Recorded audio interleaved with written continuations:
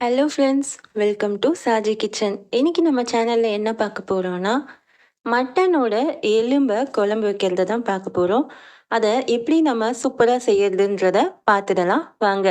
நம்ம சேனலை இப்போ தான் ஃபஸ்ட் டைம் பார்க்குறதா இருந்தால் மறக்காமல் சப்ஸ்கிரைப் பண்ணிவிட்டு பக்கத்தில் இருக்க பெல் ஐக்கானை கிளிக் பண்ணி ஆல்ன்ற ஆப்ஷன் கொடுத்துருங்க. அப்போ தான் டெய்லி போடுற வீடியோஸ் உங்களுக்கு நோட்டிஃபிகேஷனாக வரும்.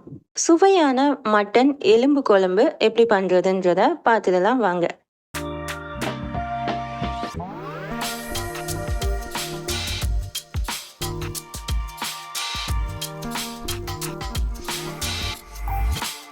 அதுக்கு நான் இப்போது ஒரு 4 ஸ்லைஸ் கோகோனட் எடுத்திருக்கேன். தேங்காய் 4 பத்தை எடுத்து அதை இது போல் கட் பண்ணி ஜாரில் சேர்த்துக்கோங்க. இதை நம்ம தனியாக அரைச்சி எடுத்துக்கலாம். இப்போ தேவையான பொருள் என்னென்னா, 2 வெங்காயத்தை நறுக்கி எடுத்து வச்சுருக்கேன், 2 தக்காளியும் நறுக்கி எடுத்து வச்சுருக்கேன், கொஞ்சம் கருவேப்பிலை, கொஞ்சம் கொத்தமல்லி, கொஞ்சம் புதினா. இப்போ நம்ம ஸ்டவ் ஆன் பண்ணி கடாய் வச்சிடலாம். அதில் 2 டேபிள் ஸ்பூன் அளவுக்கு எண்ணெய் ஊற்றிக்கோங்க. இப்போது 1/2 ஸ்பூன் அளவுக்கு கடுகு போட்டுக்கோங்க. ஒரு 1/4 ஸ்பூன் அளவுக்கு உளுத்தப்பருப்பு போட்டுக்கோங்க. கடுகு உளுத்தப்பருப்பு பொரிஞ்சு வந்ததுமே நம்ம கட் பண்ணி எடுத்து வச்சுருக்க வெங்காயத்தையும் கருவேப்பிலையும் சேர்த்துக்கலாம். இது கூட நம்ம பிரிஞ்சி இலை ஒரு 2 சேர்த்துடலாம். இப்போ இதை நல்லா வதக்கிக்கோங்க. இப்போ நம்ம கறி எலும்பை மட்டன் எலும்பை என்ன செஞ்சுருக்கோன்னா, ஆல்ரெடி விசில் விட்டு எடுத்து வச்சுருக்கோம். 500 கிராம் எலும்பு வச்சுருக்கேன். இதை நம்ம விசில் விட்டு எடுத்து வச்சாச்சு. இது கூடயே தேவையான அளவு உப்பு போட்டு நான் இதில் விசில் விட்டு எடுத்து வச்சுருக்கேன். இப்போ நம்ம இதுக்கு முருங்கைக்காவும் சேர்த்துக்க போகிறோம். 2 முருங்கைக்காவை இது போல் கட் பண்ணி எடுத்து வச்சுக்கோங்க. இப்போ நம்ம மட்டனோட எலும்பை விசில் விட்டு எடுத்து வச்சுருந்தோம். அந்த ப்ரெஷர் குக்கர்லேயே நம்ம இப்போ வதக்கின வெங்காயம், கருவேப்பிலை, அந்த பிரிஞ்சி இலை இதெல்லாம் சேர்த்துடலாம். சேர்த்து இது போல் கொஞ்சம் மிக்ஸ் பண்ணிக்கோங்க. இப்போ அதே கடாயில் திருப்பியும் ஒரு டேபிள் ஸ்பூன் அளவுக்கு எண்ணெய் விட்டுக்கோங்க. இதில் கொஞ்சம் சோம்பு போட்டுக்கோங்க. ஒரு 1/2 ஸ்பூன் அளவுக்கு சோம்பு சேர்த்துக்கோங்க. சோம்பு கொஞ்சம் பொரிஞ்சதுமே இது கூட நம்ம நறுக்கி எடுத்து வச்சுருக்க தக்காளி, கொத்தமல்லி, புதினா இது எல்லாமே சேர்த்துக்கோங்க. இது கூட கொஞ்சம் பட்டை லவங்கத்தையும் சேர்த்துக்கோங்க.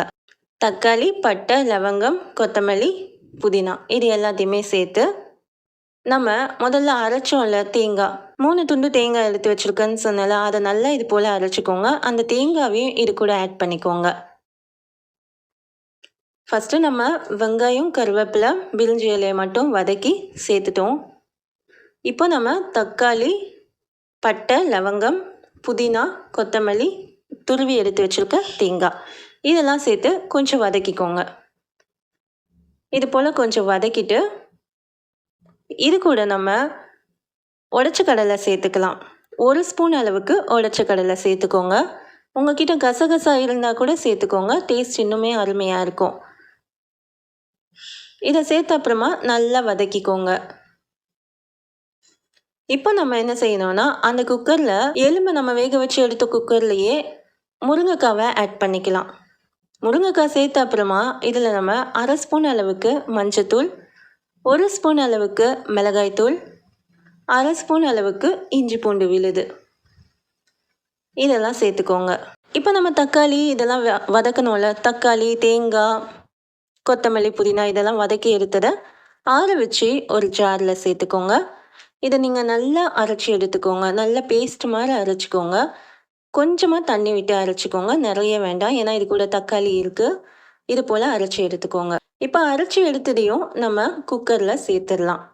இது கூட சேர்த்துட்டு இதில் ஏற்கனவே நம்ம கறிக்கு தண்ணி வச்சுருக்கோம். வேணும்னா 1 டம்ளர் அளவுக்கு தண்ணி வச்சுக்கோங்க. தண்ணி வச்ச அப்புறமா நம்ம இதை சேர்த்து நல்லா மிக்ஸ் பண்ணி விட்டுக்கோங்க. அந்த அரைச்சி எடுத்த விழுது எல்லாத்தையுமே சேர்த்து நல்லா இது போல் மிக்ஸ் பண்ணி விட்டுக்கோங்க. இப்போ குக்கரை மூடி 2லேருந்து 3 விசில் வந்தால் போதும். லோ ஃப்ளேமில் வச்சுக்கோங்க. விசில் வந்த அப்புறமா இதை நம்ம ஓப்பன் பண்ணி பார்த்தோன்னா பாருங்கள், ரொம்ப சூப்பராக அருமையாக மட்டன் எலும்பு குழம்பு ரெடி ஆயிடுச்சு. இதை நம்ம இட்லி, தோசை, பூரி, சப்பாத்தி, சாதத்துக்கெல்லாம் வச்சு சாப்பிட்டோன்னா ரொம்பவே அருமையாக இருக்கும். இதே போல் நீங்களும் ட்ரை பண்ணி பார்த்துட்டு எனக்கு கமெண்ட்ஸில் சொல்லுங்கள். இந்த வீடியோ பிடிச்சிருந்துச்சுன்னா நம்ம சேனலை லைக் பண்ணுங்கள், ஷேர் பண்ணுங்கள், மறக்காமல் சப்ஸ்கிரைப் பண்ணுங்கள். தேங்க்ஸ் ஃபார் வாட்சிங்.